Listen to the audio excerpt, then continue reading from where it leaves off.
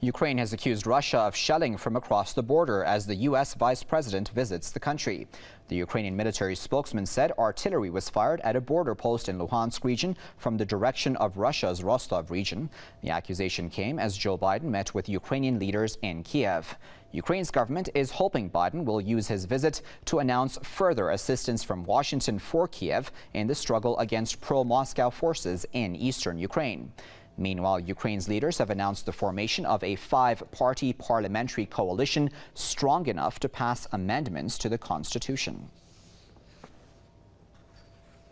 To discuss that further, we're now joined by Dr. Marcus Papadopoulos, who is the editor of Politics First, and he's joining us live now via Skype from London. Sir, thanks for joining us once again here on Press TV. Now, wondering, is this essentially a ploy of sorts? Because obviously Kiev is hoping for some military assistance from the United States. Well, let's just be clear about something.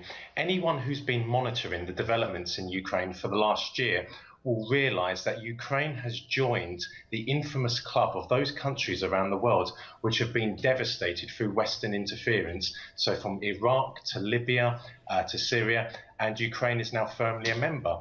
But Joe Biden's visit today is not coincidental. It's the first anniversary since the Maidan protests erupted last year, and it's a way of the Americans trying to cement their position now in Ukraine, because this February there was a coup in Ukraine in which a democratically elected leader was overthrown, and without any doubt about it, Washington and Brussels were behind that coup.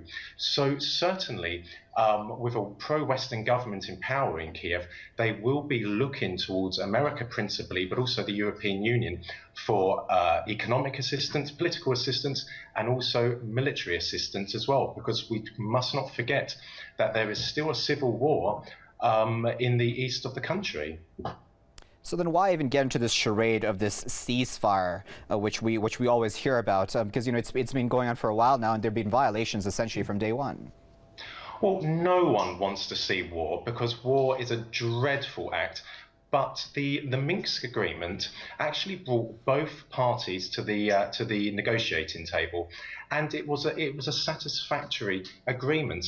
However, Ukrainian forces and Ukrainian ultra-nationalist neo-Nazi paramilitaries have kept on shelling parts of Donetsk and Lugansk pretty much from the day the agreement was signed.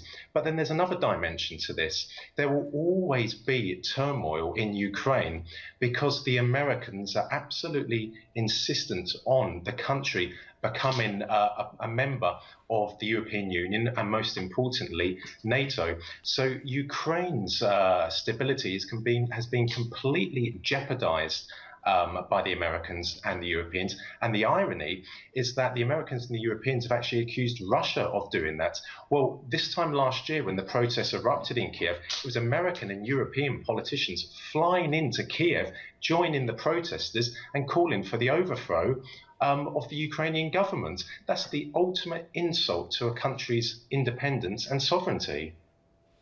Indeed. Well, we'll leave it there at that point. But of course, as always, we do appreciate you speaking to us. That was Dr. Marcus Papadopoulos, who was speaking to us live via Skype from London.